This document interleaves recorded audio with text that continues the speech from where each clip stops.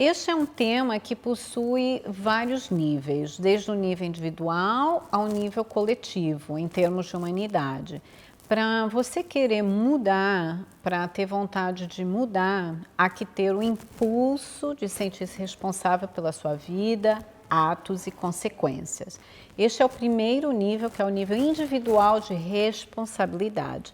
E há uma tendência de desresponsabilizarmos, considerar que as coisas vão se resolver, que alguém lá de fora vai cuidar da realidade externa, que se é vítima das situações e acomodar-se do certo em relação ao incerto.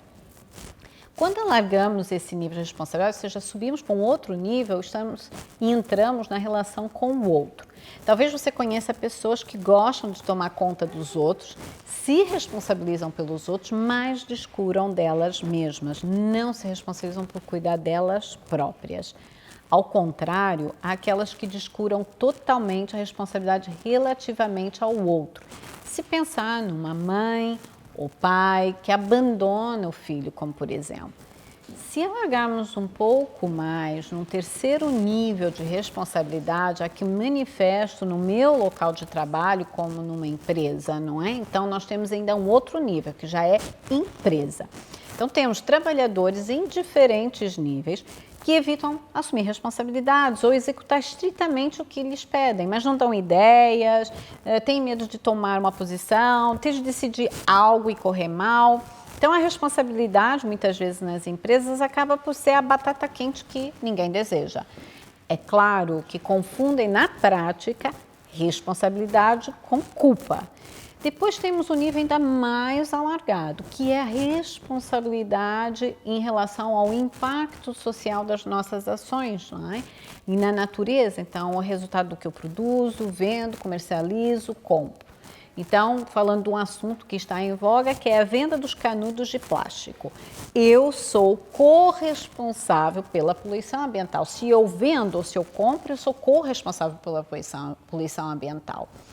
Aí, se alargarmos ainda um pouco mais nas decisões políticas que têm impacto sobre a direção da nação, que eu admito que seja feito ou não pela classe política, que vai influenciar a economia, a educação e entre outros aspectos, não é?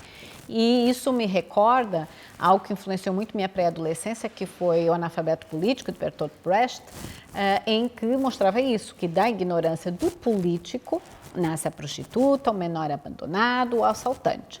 Isso quer dizer o quê? Então, a falta de responsabilidade, de responsabilização dos líderes políticos pelas questões da sua nação e os atos sem consequência cria uma realidade que afeta a todos.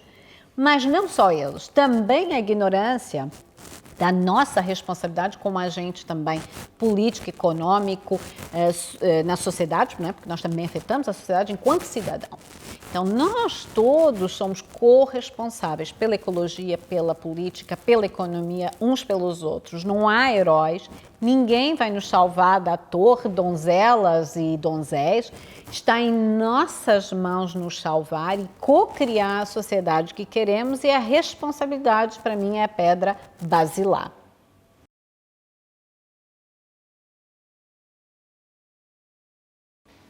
Respeito, liberdade e compaixão.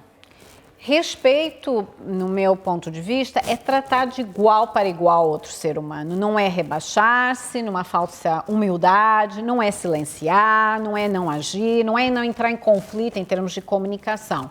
Eu posso discordar com seus pontos de vista, posso discutir uma ideia e respeitar o outro enquanto discuto essa ideia.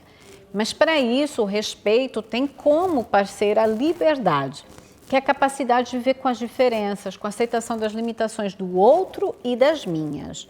E também, em conjunto, a compaixão, que não é amar alguém, portanto, eu não preciso amar alguém, mas eu entender que a pessoa pode ter comportamentos que são inadequados e eu separar esses comportamentos do ser humano que está ali e que merece compaixão.